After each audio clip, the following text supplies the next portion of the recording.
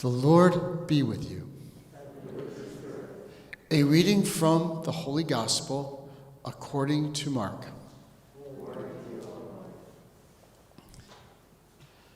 A leper came to Jesus and kneeling down begged him and said, "If you wish, you can make me clean."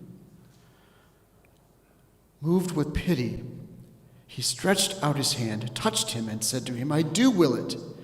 Be made clean." The leprosy left him immediately, and he was made clean.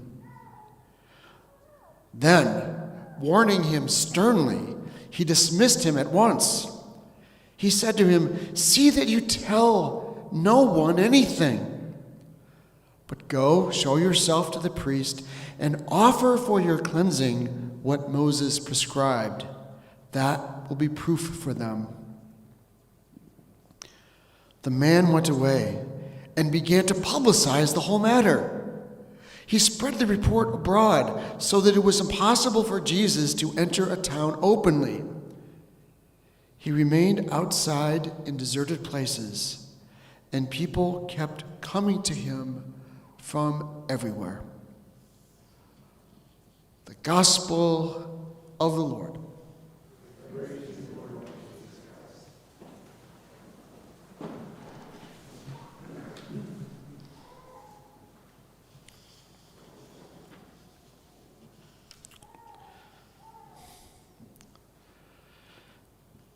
There is a secret hidden in our gospel reading from the first chapter of the account according to Mark.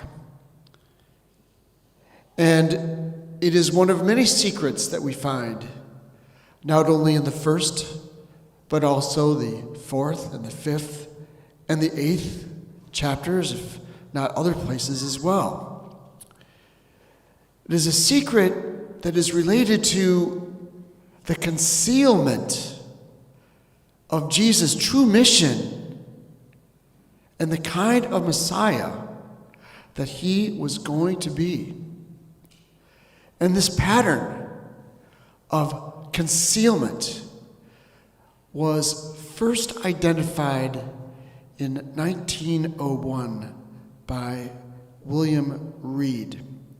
And he referred to it as the Messianic secret.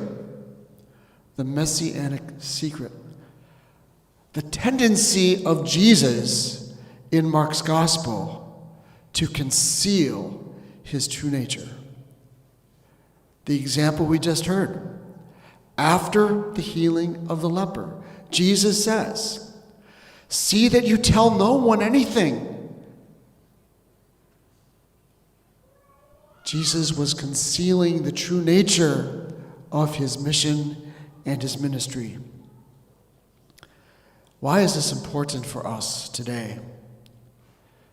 First of all, it helps us to understand what was going on in the transmission of these gospel stories from the first to the second generation of disciples before these stories got written down. These early disciples had their own agenda items. And one of them was that they didn't think it was going to be easy for people to understand the kind of Messiah Jesus was going to be, because the Jewish people were waiting for a Messiah who would be a mighty military ruler. And yet, Jesus was going to be a suffering servant who was going to pour out his life for us. And it was thought in the early days that this was just too much to bear.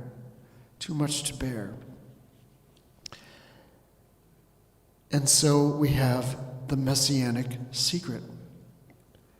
Why does this matter to us today?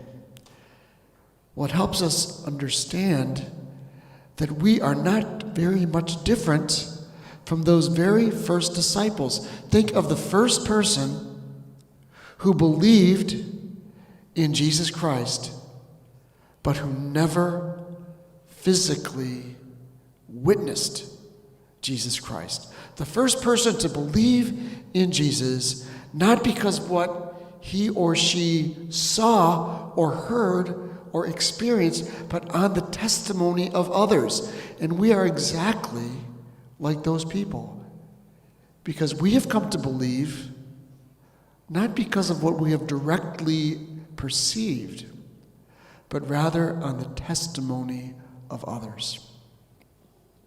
And that is vitally important because it reminds us that when we hear the word proclaimed, we are not just listening to stories, we are not just receiving doctrine or teachings, as important as the teachings of Jesus are, obviously, the Sermon on the Mount and so forth, but we are being entrusted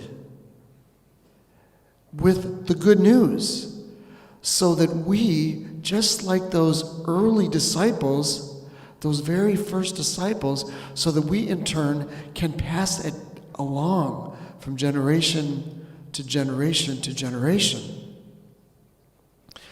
The message that Jesus lived a life of suffering and sacrifice reminds us, and all Christians that will come after us, that true love will always entail suffering and sacrifice.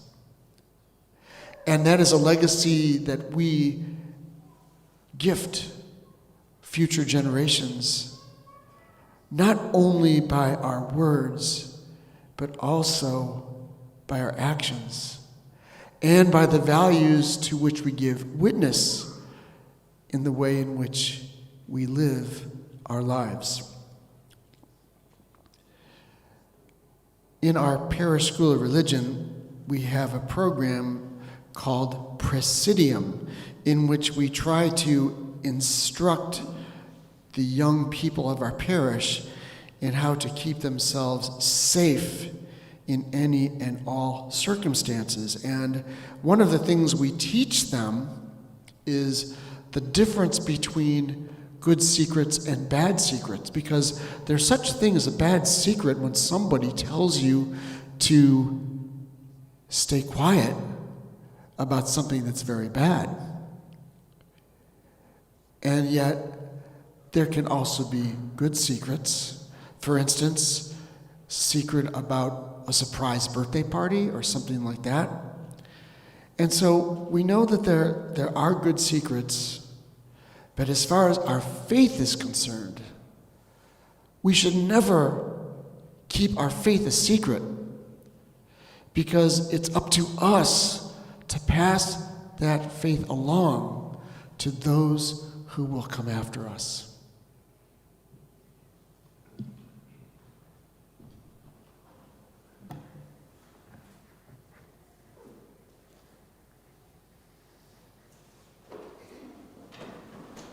I believe in God,